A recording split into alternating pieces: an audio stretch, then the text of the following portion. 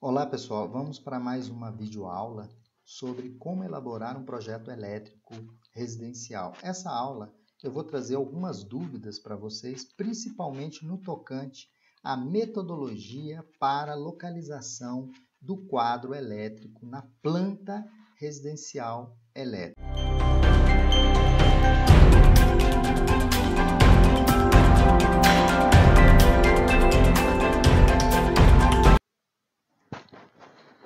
Olá pessoal, vamos para mais uma aula de como elaborar um projeto elétrico residencial.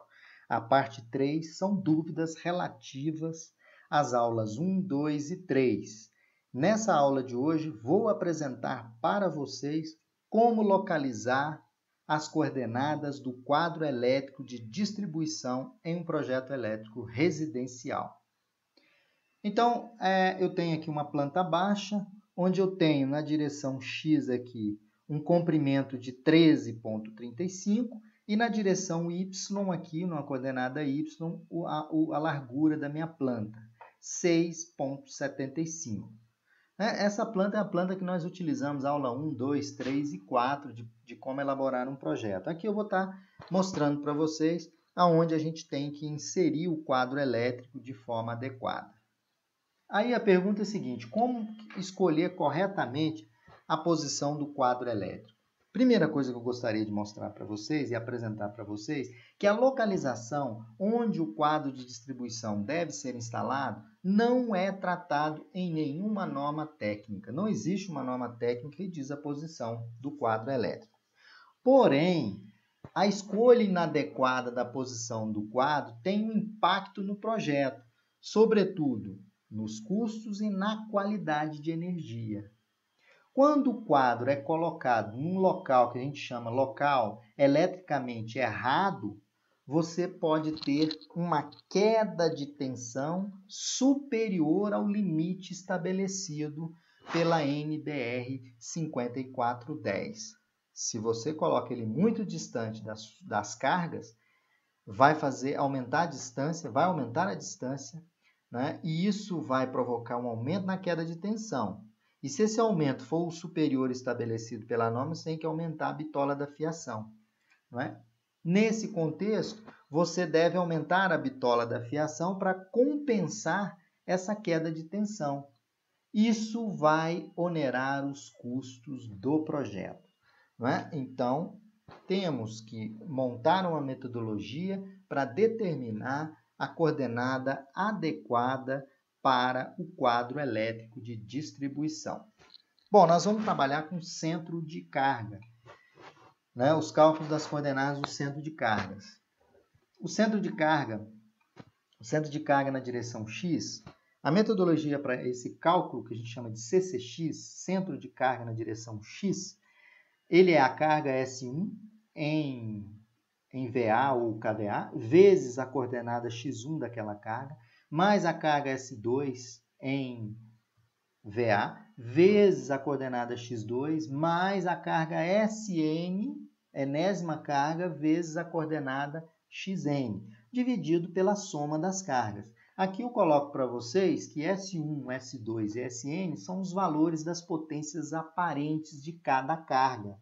Então, a carga S1 tem um valor lá, XVA, vezes a coordenada X1. Da mesma forma, o centro de carga na direção Y, utilizamos a mesma metodologia. Porém, é S1 vezes Y1 mais S2 vezes Y2 mais SN vezes YN, onde S1, S2 e SN são os valores das potências aparentes em VA ou KVA de cada carga. Y1, Y2, Y3 e YN são as coordenadas da carga em relação ao eixo Y. E dividido aqui o CCY também pela soma das cargas. Dessa forma, a gente tendo a distribuição de carga do projeto, a gente consegue localizar o quadro, né, na posição mais adequada possível. Então, vocês podem observar aqui que eu vou fazer um exemplo onde eu tenho algumas cargas. Não são todas as distribuições, na verdade, não são todas as cargas nessa planta elétrica, que é aquela planta vista no primeiro slide. mas eu coloquei aqui a iluminação I1, I2, I3, I4, I5 e I6. E coloquei duas tomadas, tomada T1 e tomada T2. Né? Então, através dessas cargas, eu vou fazer uma identificação, eu vou identificar para vocês, vou fazer uma identificação das coordenadas da carga I1, da carga I2, da carga I3, I4, I5, I6, T1 e T2, ok?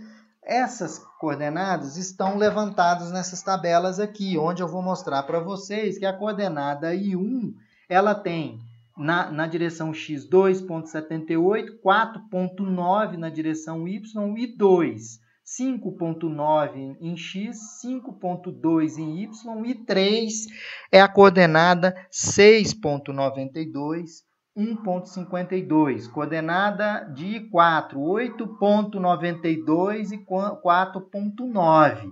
E 5, 11,65 e 4,9. E 6, 1,52, direção X e 10,82, direção Y. T1, 7,6 em X e 6,45 em Y. T2, 3,2 em X e 3,1 em Y. Aplicando o centro de carga na direção X, S1 vezes X1 mais S2 vezes X2 mais Sn vezes Xn dividido pela soma das cargas. Então, o que eu estou fazendo aqui? Vou aplicar essa expressão. Então, eu tenho 160 vezes 2,78, está aqui, ó, 160 vezes 2,78, 100 vezes 5,94, 100 vezes 6,92, 160 vezes 8,92, 100 vezes 11,65, 160 vezes 1,52, mais 7,6 vezes 100, mais 100 vezes 3,2. Fazendo isso tudo e dividindo pela soma das cargas, a gente encontra aqui, né, CCX 5,76. Da mesma forma, vocês podem observar, eu vou aplicar a mesma metodologia, porém utilizando a coordenada em Y, que está aqui. Então, vai ser 160 vezes 4,9, 100 vezes 5,2, 100 vezes 1,52, 160 vezes 4,9, 100 vezes 4,9, 160 vezes 10,8, 7,6 vezes 7,6 não, 100 vezes 6,45 e 100 vezes 3,1. Somando isso tudo, essas multiplicações, a gente encontra a coordenada 5,52, que é a coordenada X do centro de carga. Aí, o que a gente faz? Faz a distribuição aqui no meu projeto. Então, 5,76, o cruzamento aqui com 5,42, né, encontrado anteriormente, né, vocês podem observar aqui anteriormente, olha, 5,52 e 5,76. Então, 5,76 na direção de X e 5,52 na direção de Y.